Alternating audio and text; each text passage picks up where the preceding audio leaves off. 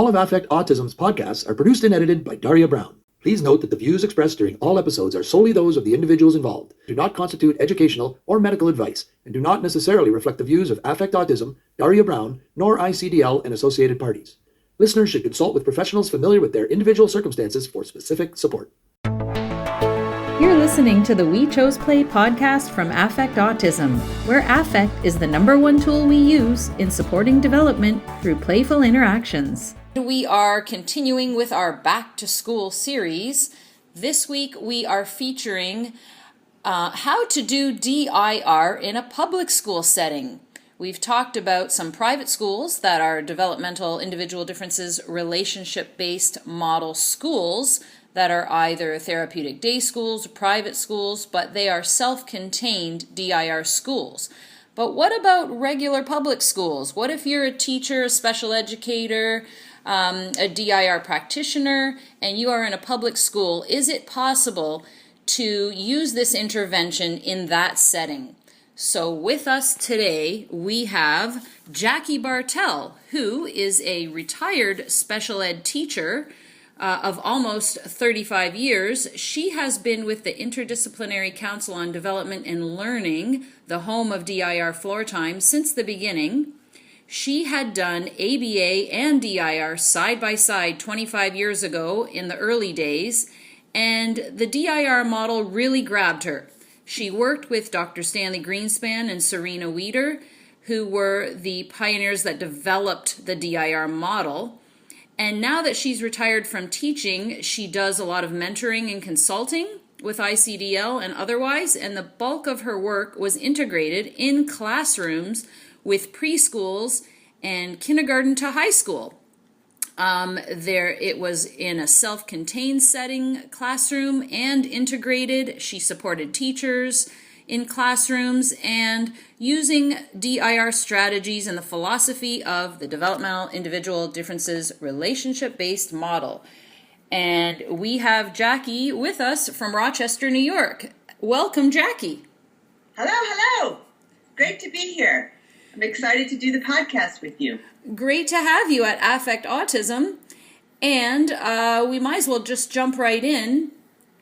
Why don't you, I guess I have a bunch of different questions, but why don't we start with maybe when you are an educator in a public school setting, how important is it to have a principal or the leadership on board with the DIR model? Or is it possible to do it if you're out there listening and you're a special educator and you think, you know what, I want to do DIR with my students, but I don't know if my principal knows anything about the model.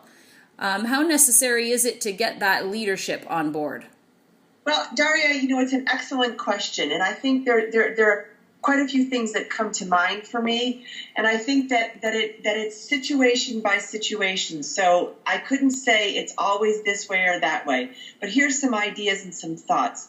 When I think about DIR, and I really like what you said, I think about it as a philosophy for intervention. And when I think about using that perspective, it's really helpful when we start taking DIR and moving it into the public school arena.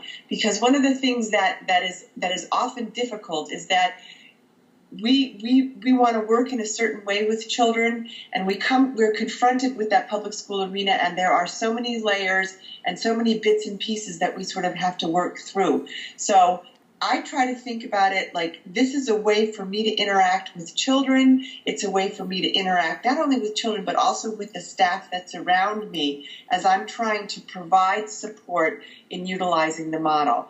So it is marvelous and wonderful if we have a principal and the leadership and that leadership on board. And if the principal is motivated to think about DIR, it is easier then to intervene within a larger group. You can go deeper and wider if you have that leadership from the top. But if you don't have that leadership from the top, you can still apply it into a classroom, because if you think about it, what you're really trying to do is utilize the philosophy, the strategies, thinking about interaction, thinking about regulation, and how do those two pieces work together with a child's ability to become become a citizen within the classroom that you're in. And so a lot of my work was done where I wasn't actually the teacher in the classroom, but where I was supporting kids as a consultant teacher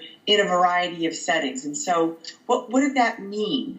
If we had a student that we were thinking about using DIR floor time with them and that philosophy, what did that mean? It means that I had to not only support the child, but I also had to support the staff, and I had to do staff education. And so, it's kind of a dual process, because I had to develop relationship with the staff, I had to develop relationship with the child, and once I had those two things going, once we have those two things going, then we can start to help the staff develop strategies that are appropriate for the child. And so sometimes I went in and I said, yep, we're doing DIR. And sometimes I just talked about a philosophy for interaction and engagement, keeping in mind that we have to think about where the child is functionally and thinking about where the child is in terms of their ability to regulate in the environment. Now, when you talk about supporting staff, I guess, what kind of staff are involved? How many staff members are required to support this? And what does it look like? I guess in a little bit, you gave us a little bit of an indication, but what does each day look like for a child in the school who's receiving this kind of intervention? Well, I think the first, your first question, how many staff, what is it, how do we think about the staff? And I think if I'm the teacher in a classroom in the public arena, I am dependent then on what the system will allow me to have in terms of support. And in each public school setting, there's variability about what the system will support. So I think, we can't say it must be this in order for it to be successful, or it must be that in order for it to be successful. What we have to do is we have to be creative thinkers, and we have to be able to modify and think about here's what we're given, and now how can we make this work with what we're given? So in some situations there's a lot of support staff, and in some situations there isn't a lot of support staff. So we really have to think about that. But, I always then go back to the philosophy. It's relationship. It's making sure that we're developing relationships and helping students develop relationships within the educational arena that they're placed in. Okay? So how do we do that? And I think then we have to really think about their individual differences and thinking about their regulation, and how does that impact their ability to develop relationships within the educational arena that they're in. And I think it's what we have to really think about it. It's not an all or nothing. It's a process. And as we go along, we may have to change, modify, in order to enhance the experience for the student. So, I can think about, a variety of different situations that I was part of where, a student was placed and, we began to talk about, thinking about that relationship and thinking about making the environment one where the child could be successful. And we had to tweak many times along the way. And that process then needed us to be able to pull in the leadership, pull in the committees on special education, kind of pull all those pieces and have conversations with people about where we were and where we're going and why we're going there.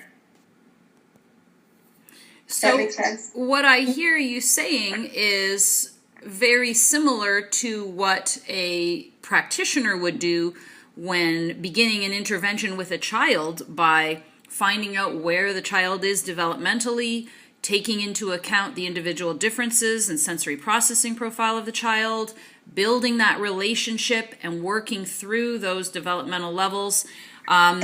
You're essentially doing that on another level with the school. You're feeling out the situation. You're seeing where everybody's at. What is everybody's individual situation? How can we match it all together? So it really is a case by case, just like with each child. It's individual by individual. Exactly, and I think that's that's taking the tenets of floor time and applying them to every interaction that we're having, and really developing a plan for each individual person that we encounter, and for the larger environment. What do we need in this environment to make it successful? And the thing that's so important is developing a relationship with the people that are going to be doing the actual work. If you are not the primary teacher in the classroom or the therapist, and I think too, we have many people that are using DIR floor time, speech therapists and occupational therapists, and how do you apply that into those arenas? And it's again, developing relationships with people and developing that trust so that they can then take that leap of faith with you to change the paradigm, the teaching paradigm, because really what we're doing is we're asking teachers and schools to change their whole paradigm about what is teaching about and what is learning about, because we're really asking them to think first about individual differences, regulation, sensory processing, and then think about interaction and learning and attention. So we first have to get the regulation piece taken care of before we can go, we can take that leap to the learning. And I think that what school is set out to do, and especially when we're in the public school arena, because that it's a pretty large, wide arena, that public school is for learning.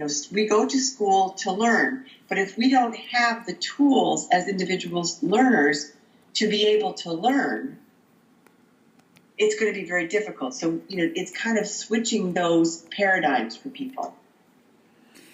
And I imagine you mentioned, really paying attention to the individual differences of the child, because the first developmental capacity in the DIR model is, of course, shared attention and regulation. So having a child who is able to calmly attend to stimulus around him or her. And, a lot of public schools aren't necessarily used to dealing individual by individual with sensory processing issues. So what happens, a lot of the private schools that we spoke with on the blog in the past few weeks have sensory gym. They have an OT who comes in and does sensory diet. They might know that the child needs heavy proprioceptive work before they go into a circle time or something like that for younger kids, or for older kids into a reading lesson. They might need to get some body work so that they're regulated enough to attend to that lesson.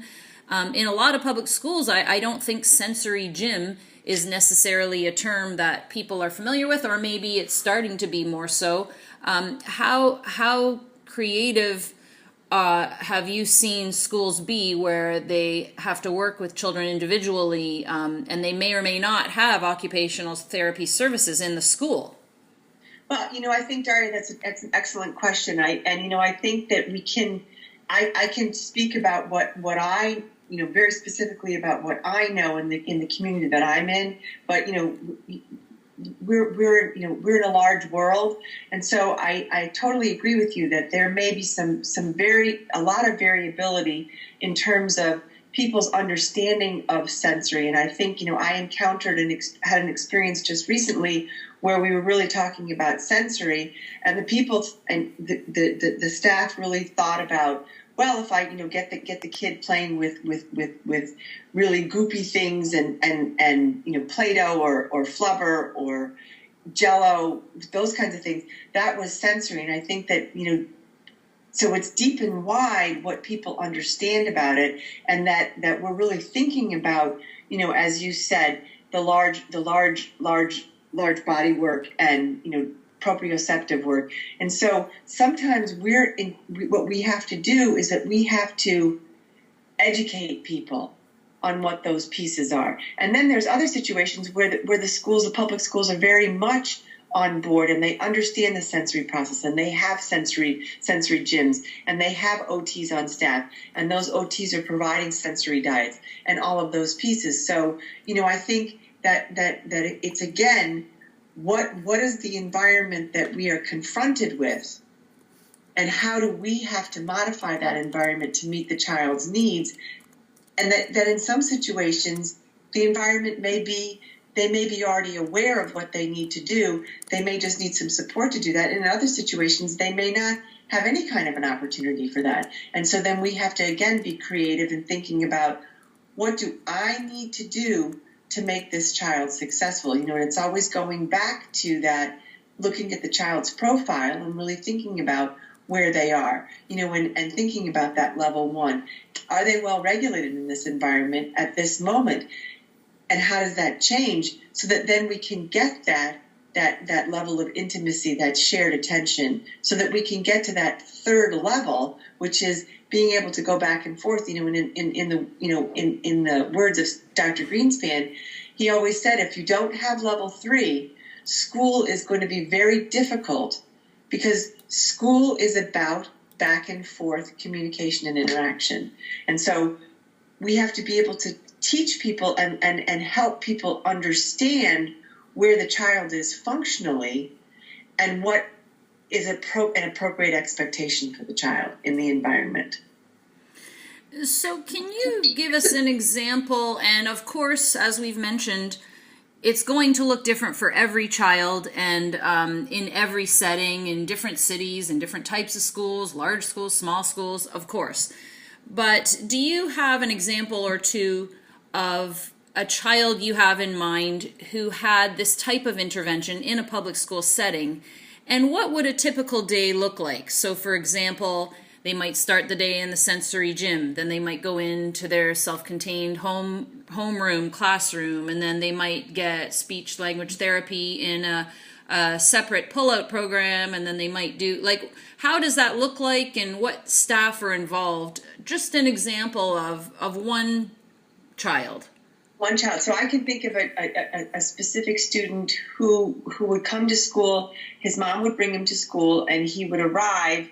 And the first thing that he was engaged in, and this was because we worked on developing those strategies for the school. He was engaged with doing some heavy work. So he had his backpack had some heavy cans in it. So he was doing heavy work on his way in. And sorry, how old would this child have been? This was a kindergartner. A kindergartner, okay. Yeah. So he was doing that heavy work. So he would arrive into his classroom, and what was great about this child's experience and what the school was willing to do is that he was a member of a self-contained classroom, but he also had opportunity to go into the mainstream. And so he would start his day in his self-contained classroom, and there would be some morning meeting kinds of things. We're all here together. And this particular student had a one-to-one aide who was with him. And so that one-to-one aide was very much trained about how to interact with him and how to support him, and also had a good understanding of his needs from a sensory perspective and from a regulation perspective. So when she felt that he was well regulated, then he would go off to the gen ed kindergarten classroom, and he would engage in their reading activities. And so in that classroom, then there had to be education done with the teacher of the gen ed classroom in order that she would know what were the appropriate expectations for him in that classroom. So he would spend about 15 minutes in that classroom, and then he would go back to his self-contained classroom. And in that self-contained classroom, he would be part of some doing more kinds of proprioceptive work so that he could make that transition back into the classroom. So again, doing some heavy work, carrying things or pushing things in the hallway on his return to that classroom. And then he would be engaged in his self-contained classroom, for the other parts of the day, could be, science or social studies, I'm not really sure, or math, those experiences. He always had his one-to-one aide with him, and she was responsible for making sure that he was getting systematic sensory input throughout his day. So that was a really critical part of it. And then it was lunchtime. He would then go to the cafeteria, and he would spend lunch with his typical peers in that arena, again with the support of his one-to-one aide. And then back to his self-contained classroom. And in the afternoon, there would be another part of the day that he could be part. He again would go into the gen ed classroom, and he could be part of that, part of their art, physical education, music, that experience. And then he would wrap up at the end of the day. Now, that was how he started.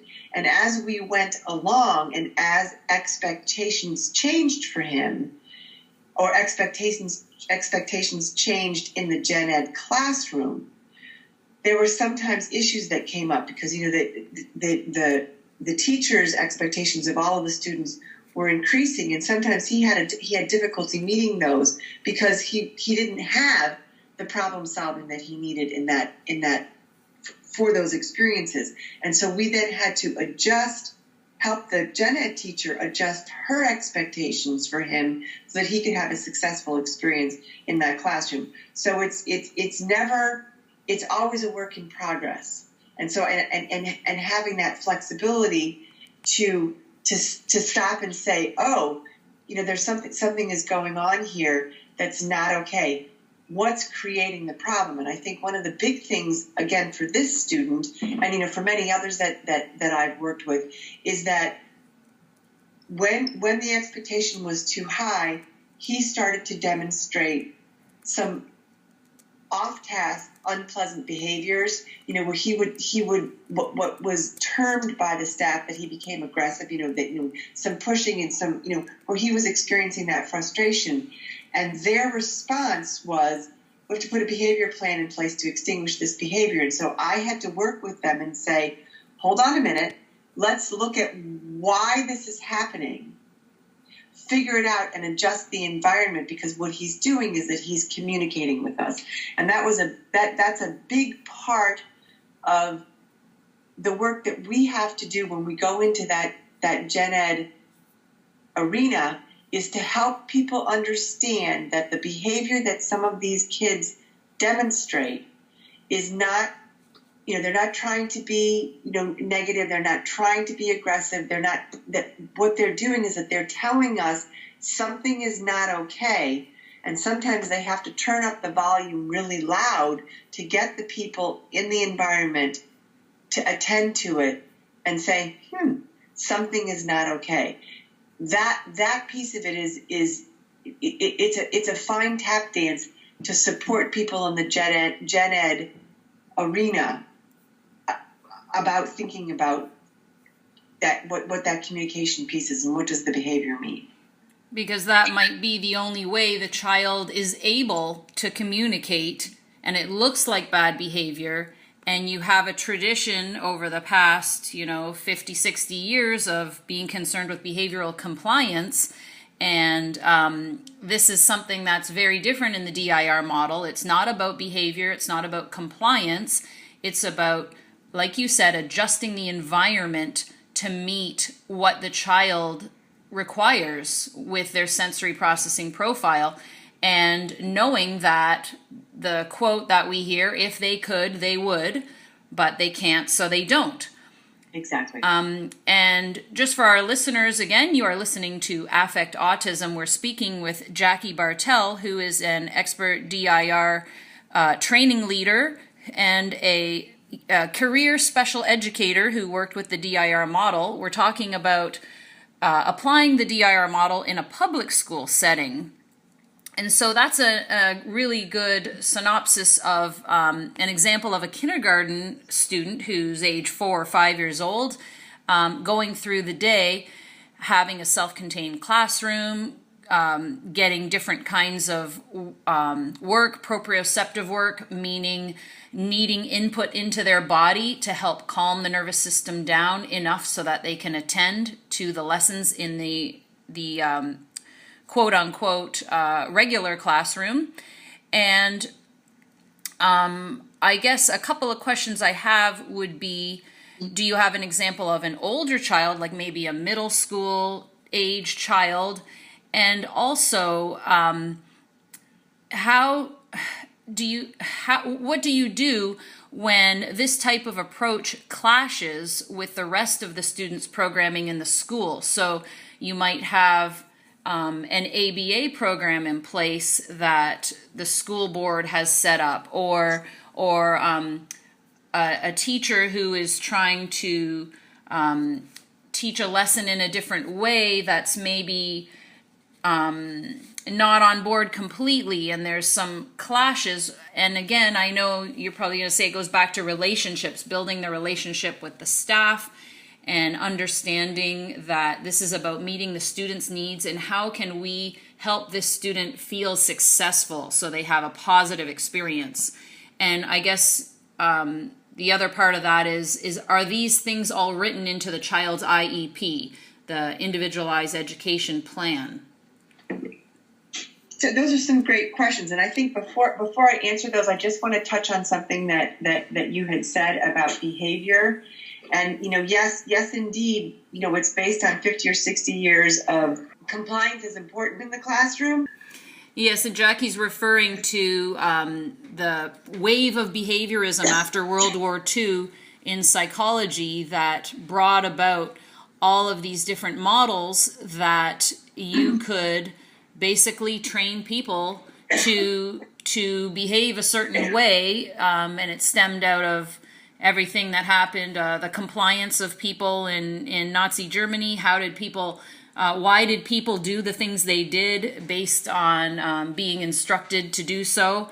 And that brought about this whole wave of behaviorism in psychology and shaping behavior, and this idea of the mind as a blank box that you could take a child and shape the child into anything you want, essentially ignoring the emotional component.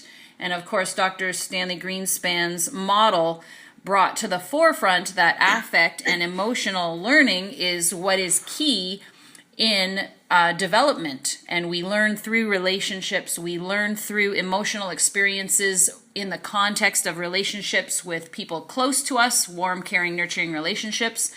So I guess, it's still very much mainstream in schools to have this behavioral model where we want compliance. And the developmental approach is peeping its head into different areas. And the DIR model certainly is not focused on behavioral compliance, but understanding behavior as communication. And what is this? Why is the child communicating in this way? Because that's the only way they can. And so let's figure out. And I'll give the floor back to you, Jackie. Yes, and so that communication piece, and I think that what happens often with our students, it's not just with students on the autism spectrum, but I think it happens in general, is that when we are stressed, when we become dysregulated for whatever reason, our ability to communicate decreases. And one of the biggest problems is that people have an expectation that when you are demonstrating communication skills, that you will be able to maintain those communication skills even when your body is stressed. And so, therefore, the conclusion is drawn when we're seeing behavior that the child is being naughty and that they're not communicating because this child has the ability to communicate in some way. And I think that's just a really important piece for us to keep in mind, and that we have to educate people about. And that is often something that we confront in that public school arena, because compliance, and it's not just, it's not teachers, it's the larger cultural perspective that compliance means that good teaching and good learning is happening. And, all the research says that that's not the case. However, it's going to take time to switch that paradigm. So I think that's paramount in terms of that communication and the behavior piece. So I think that's just to make sure that we remember that. So then, you asked about, what does it look like for a middle school child?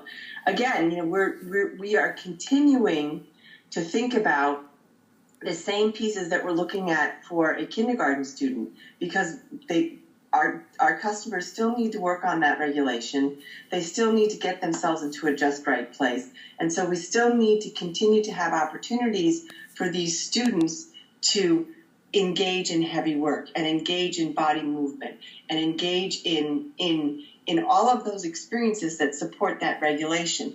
The difference, however, may be between a kindergartner and a middle schooler is that perhaps the method by which the child gets that is going to be more controlled by the student themselves, if the student is capable of doing that, so that they're going to be reminded to do that work, but it may not be someone saying, okay, now we're going to do this, now we're going to do that. That is going to become part of their routine in their day, but they're going to take some responsibility for doing that as they can. And again, there's going to be opportunity to be part of the mainstream, to be in a situation where perhaps they can't be in the mainstream. It's case by case basis. But again, we have to be sure that it's a team approach and that there's a collection of professionals who are working together to determine what is the best way for this student to go through their day and learn. Because kindergarten is it's all day sort of with one teacher.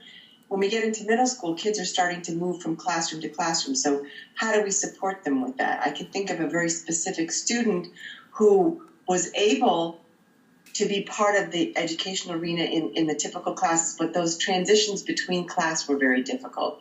And what they did with this particular student is there was another student who supported him in that process of moving around the building and making those switches and stuff. There's sometimes that these kids still are being given support from other adults in the arena. I think it's really thinking about it from case by case basis. It isn't a this is how we're going to do it. So I think it's really important to think about that team approach and being able to have everybody at the table to figure out what's going to be the best way to do this. And are these plans, when a DIR intervention is considered, do you find that it's been put into the IEPs, or is it just a philosophy that the staff is using and it's not necessarily written in the IEP? I've experienced it both ways. So that sometimes, I can't help if I'm the person who is assigned to do this work.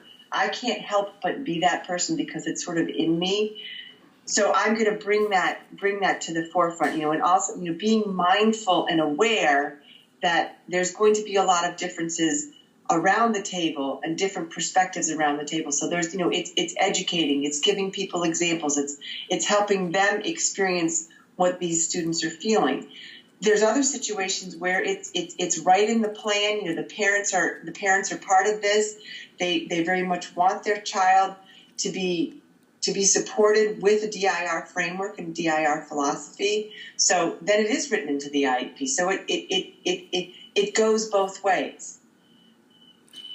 And what about clashes with other forms of instruction or programming? So maybe the child has this DIR in place, but then one of their classes is very behavioral, or they have an ABA program because that's what's funded on the side, and it might clash with some of the principles of DIR. Have you seen that, and how does that get resolved? So my perspective on that is that clashes are not, it isn't productive for anyone. It isn't productive for children. It isn't productive for families. It's not productive for providers. So my point of view on that is that those things are going to exist. And what I try to do is then make the two things work together. You're doing an ABA program. Please go ahead and do an ABA program. But let's think about how we can incorporate some of the more developmental, more relationship-based perspectives and philosophy into the strategy that's being utilized. And so, it's again, because, in a classroom, we don't know what what the a teacher's management strategies are. So how do we, and we can't go in and say, I'm sorry, you can't use those management strategies, because they would throw us out in immediately. We have to figure out how to work together with them. So how can we then creatively start to talk to them about, that works really well. How about if we try this? So it's always modifying. It's kind of like it's a work in progress. You're molding the clay. You're remolding the clay. You're always remolding the clay. And as they are able to see the child being successful, they're going to come. They're going to be more willing to come on the journey with you. Make sense? Yeah, that leads up to my next question, which was going to be, how do the kids respond in all of the cases that you've witnessed over almost 35 years and doing DIR for the better part of 25? How do the kids respond to this? And also, do you notice how does it compare to kids who haven't had a DIR intervention? In your experience, have you noticed differences between the children who have more of a DIR model approach versus ones who don't? Well, obviously my bias is that, it's DIR is the way to go in that relationship piece. So, what I have seen in all kinds of settings is that these kids do better in terms of their emotional experiences and in terms of their emotional well-being, that they are happy to go to school. They're not being forced to go to school. The staff and the teachers begin to see a child who is calmer and so more available for instruction. And I think that's the key piece. So I think, I can say in a very general sense is that if given the opportunity to do the work, we can see children being calmer and more available for instruction. And I can, kind of real specific examples. There was a young man who was having a great deal of difficulty being in his self-contained classroom and being in the whole school arena. So the decision was made, he's going to have his own space, and he's just going to be one-to-one with his therapies and with a one-to-one aide who was with him all the time, because he was so dysregulated.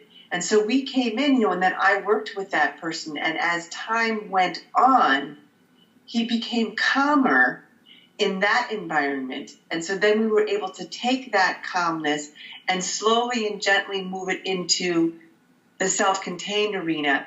And from there, they progressively were able to move him into the gen ed arena. But that was a process. We had to go step by step. What does this child need? I haven't had another student she was in high school. Can I just ask about that child you just mentioned? It was a very long process. How long was this that it went from one-on-one to self-contained to that? Is that over the course of a school year, over the course of 5 school years? What's the timeline? For this little guy, we started out, things went crazy wild in September, and the district said, SOS, we need help. And I was called in because there were some people that were in that setting who knew about DIR, and they said he needs DIR. So I was called in, and he then was in that his own space, probably from October through Christmas. And then after Christmas vacation, he was then able to move slowly back into his classroom. And then from there, probably by March, he was starting to do some things with his typical peers. And the other piece was that, which was huge, is that this little guy was bolting. Like he just was trying to leave all the time. And he finally, the staff in the school, like the whole school, because he would just kind of zoom all over the place, everybody calmed down, and he calmed down because he was no longer running all over the place, so that he kind of had the whole school was on its toes. And it's a big school. So that whole process, it was very enlightening for him, for the smaller community, but the larger community of the school was able to see this progress. And they have since incorporated using some of these strategies more systematically within the larger arena of the school. Wonderful. It must be such a joy for the family and for the staff to see this kind of progress. How does it look when summer vacation comes and then you're back in the fall? I know there's a whole stream in education about I forget the actual term, but something about the loss over the summer, loss in learning. Oh, I forget what the term is that they call it in the research, but yeah, different kinds of regression over the summer. So I imagine that must be even exacerbated for a DIR intervention, or I should say for a child with more challenges, a new classroom, new teachers, new students, different situation. Is there a way to have that continuity across school years?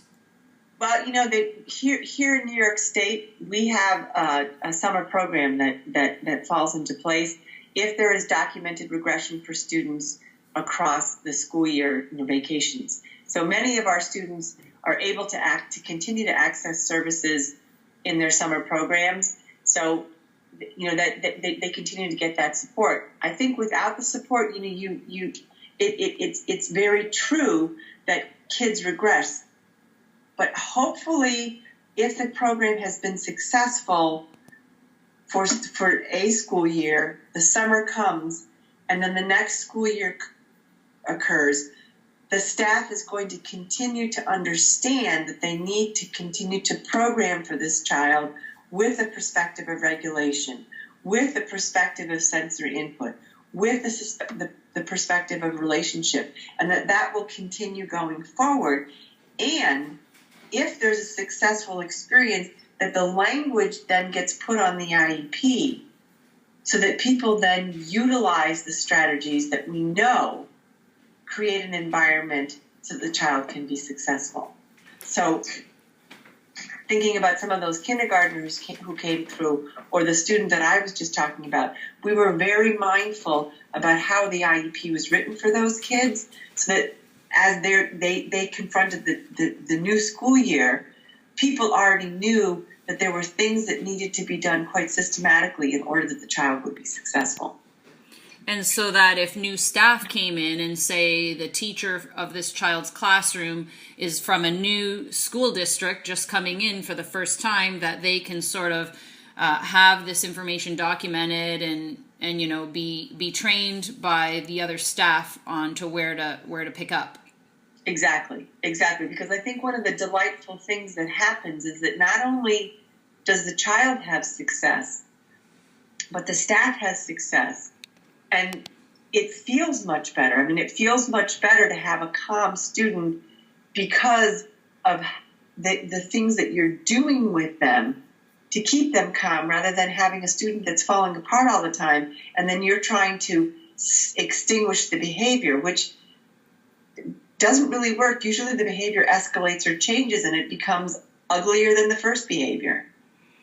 And I know there's a couple of DIR practitioners I know who really just, the word calm is so irritating to them because, some people misunderstand that concept of calm. Oh, we have to keep a child calm, which means sitting at a table being compliant.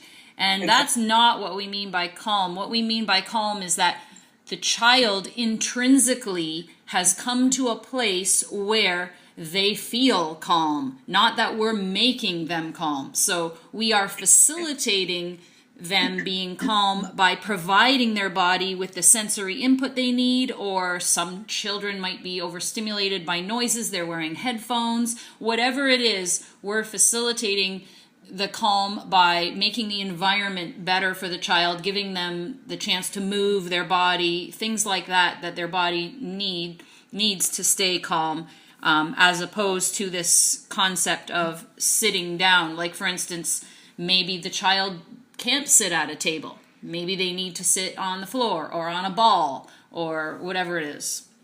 Exactly. And I think, absolutely, and it's not about, calm, internally calm, well-regulated. in a better state of arousal, sort of in that just right place of arousal, not being over aroused or under aroused, and providing the child with whatever they need for their own individual sensory system to feel okay, so that they can then access and engage with the learning that's going on in whatever arena they're in. This is great, and again, you're listening to Affect Autism with Jackie Bartell in Rochester, New York, talking about applying DIR and DIR floor time in a public school setting. I want to end with asking you about a question I know that is very dear to you. How important is it to have parents on board? What happens if a child comes to school and there's certain things happening in the home that may not be conducive to a DIR intervention, or that are maybe working against a DIR intervention? And I know you have strong opinions about this. What is the best way for staff to sort of navigate parental involvement or lack of, that kind of thing? Daria, I think you know me, so parental involvement is on a continuum as well, and I think that we as providers who are working with their children, we have to be very mindful about where parents are in terms of their ability to be, providers, their ability to engage in some of the ideas that we have. And for some families, the day-to-day living is exhausting. And I think that we have to be sensitive and mindful of what the experiences are for the parents and for the families, because they're with these guys for far longer than any of us, in the educators or therapists or any of us. We don't have to deal with the ongoing issues that these kids have. And at home, the children are, it's their downtime. So I think we have to be very sensitive to grading parents about how they are interacting or what they're doing with their children. Having said that, I think that we also, the more we can have parents understand this idea of sensory profiles, this idea of regulation, the more capable they are going to be of getting their children in being able to interact with their children and being able to support their children. And so I think as staff, we have to be sensitive to where the parents are, but also supportive of them in their process of being able to interact and engage with their children as well. And so that means education, that means sharing. We're doing this in school. This is really working really nicely. You might want to try it at home. But what we don't want to do, we don't want to make judgment of parents about how they're parenting, because sometimes they're doing the very best they can in the situation that they've been given. Now, I know I've heard many examples, certainly not in your school district, but of people I've spoken with in the general Toronto area, where parents are bringing ideas to the school. This is what my child responds to best. This is what my child needs. And they feel like it's being ignored. Everybody in the DIR world knows that parents are the experts on their children, and we know what works best for a child, and certainly we're open to hearing what educators have also found that supports children. But how I guess, do you have any thoughts about that? Daria, the parents are paramount in their understanding of who their children are, and educators and other therapists are also thinking that that they know what's best, and we have to work collectively as a team, that we have to listen to each other. And the truth of the matter is that when parents have an idea, usually they're spot on, and we have to listen to them. And what happens for those parents, as you describe, and sadly, the districts that I've worked in, it's the same everywhere. They're the people that we judge parents. If they would just do blah, blah, blah, then, well, that's all well and good, but we're not living in their homes, and we're not living. So we have to be mindful of what that experience is like, and that if a parent has an idea, let's embrace it. Let's talk about it. Let's think it through. Let's go for it and see what happens. Because as I said, it's like we're molding a piece of clay. It isn't all or nothing, because we're human beings. And so that, that qualitatively, it says to us that it can't be an all or nothing thing. It's a process, and we have to go on the journey with parents, not against them, because the child is, if the child is in first grade, they're with us in first grade for 1 year, and then they move on to the next grade. The parent is a constant, and they are there for the long journey. And so we really have to join the parents in their journey and support them in their journey. And I really like what you've said. I've heard in other settings you talk about, something may have happened at home, and staff make an assumption about why the children's behavior is coming up.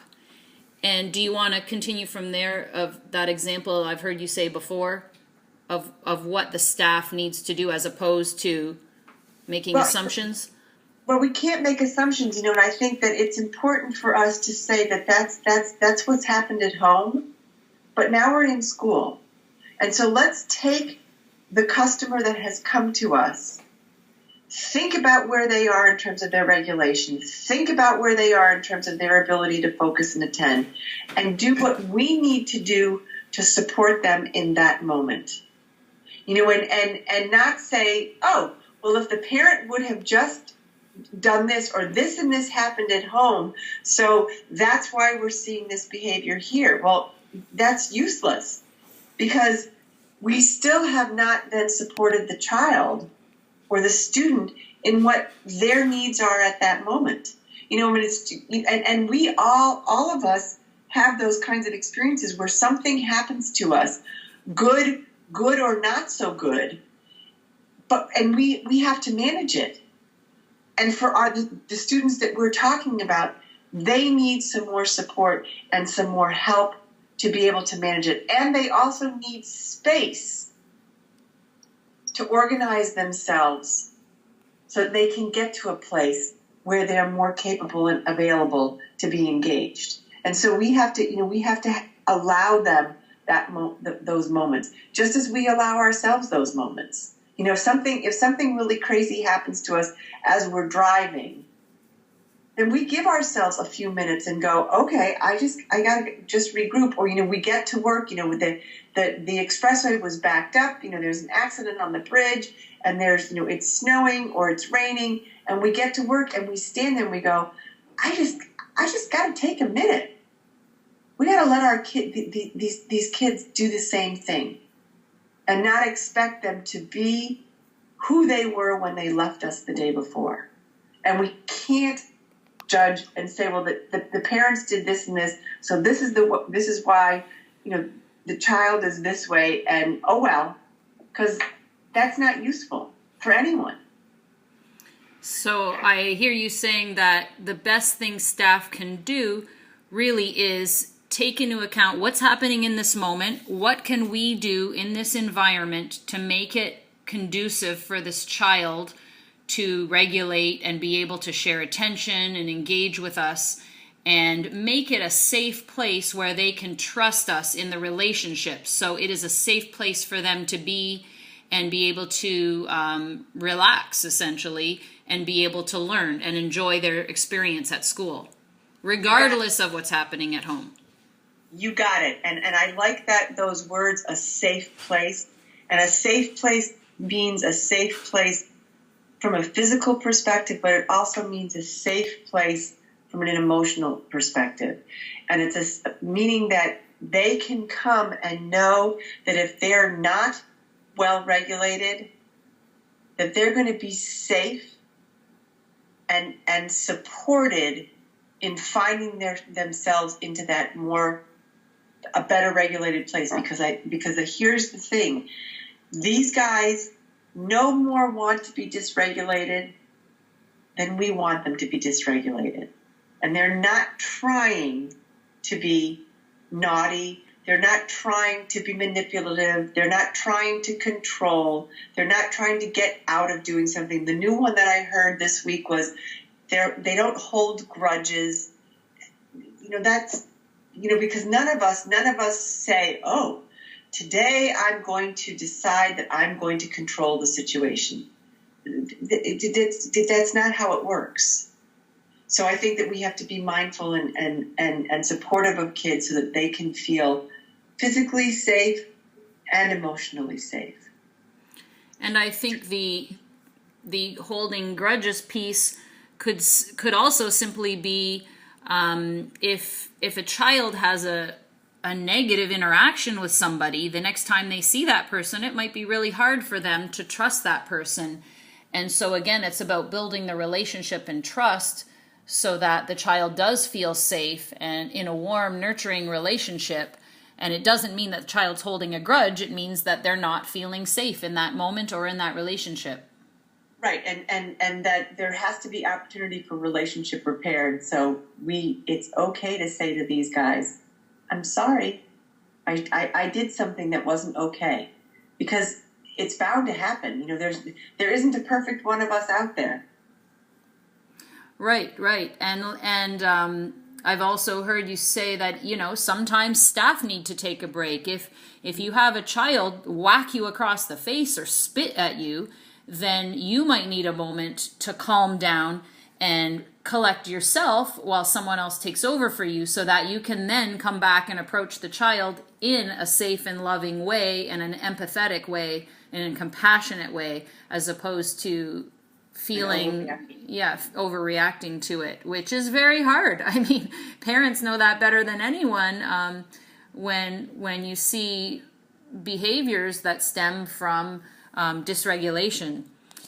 So I want to thank you so much for spending the time with us today. Jackie Bartell from Rochester, New York, a special educator and DIRFloortime Expert Training Leader, and we have been talking about DIR in a public school setting.